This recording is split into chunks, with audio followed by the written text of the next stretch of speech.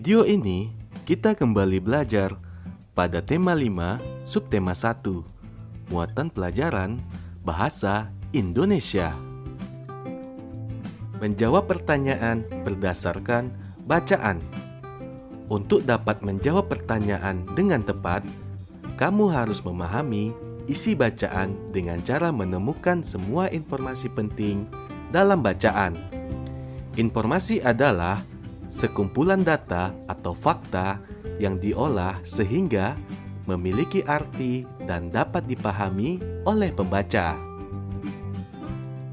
Suatu pertanyaan biasanya mengandung kata tanya, seperti berikut ini.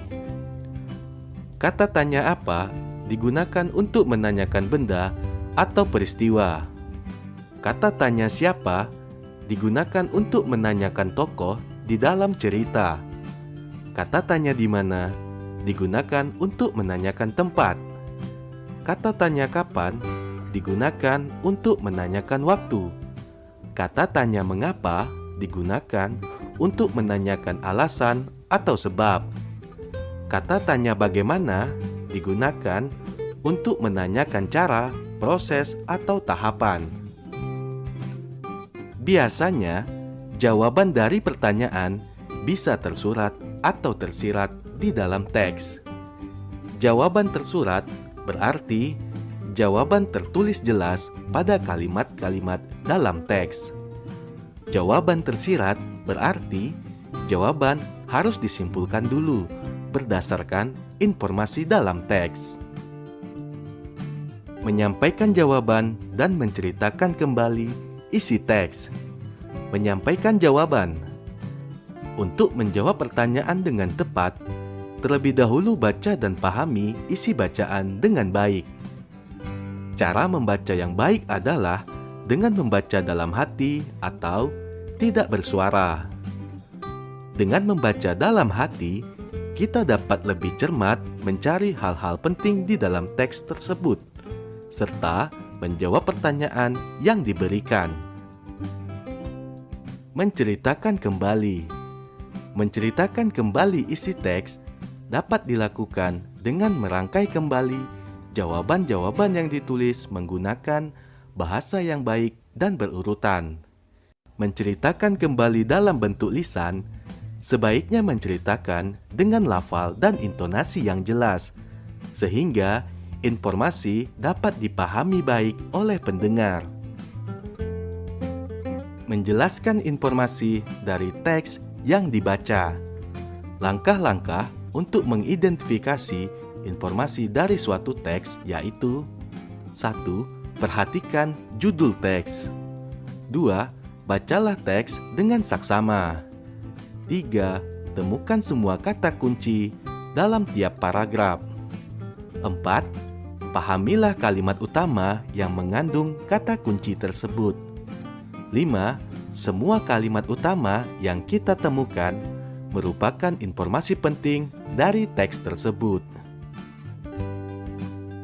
Ayo simaklah teks berikut.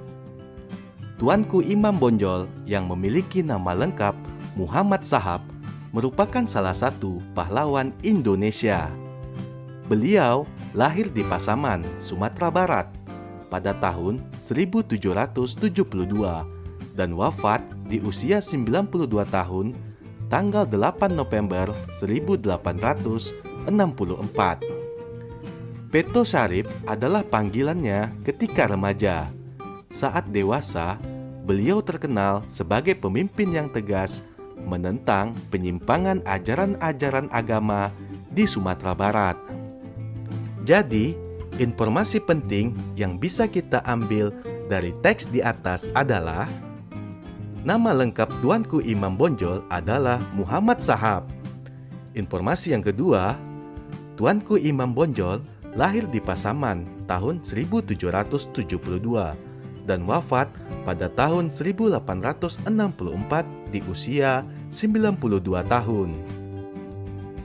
Mempresentasikan informasi dalam bentuk peta pikiran. Peta pikiran merupakan suatu cara untuk menyajikan konsep, ide, atau informasi lainnya dalam bentuk diagram. Pada peta pikiran, topik utama teks biasanya dihubungkan dengan informasi lain yang ditulis dalam bentuk kata kunci atau gambar.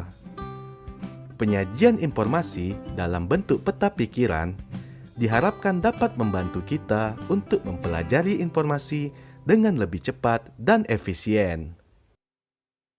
Berikut ini adalah contoh dari peta pikiran. Kamu bisa membuat peta pikiran seperti contoh ini. Ayo, silakan lengkapi peta pikiran ini.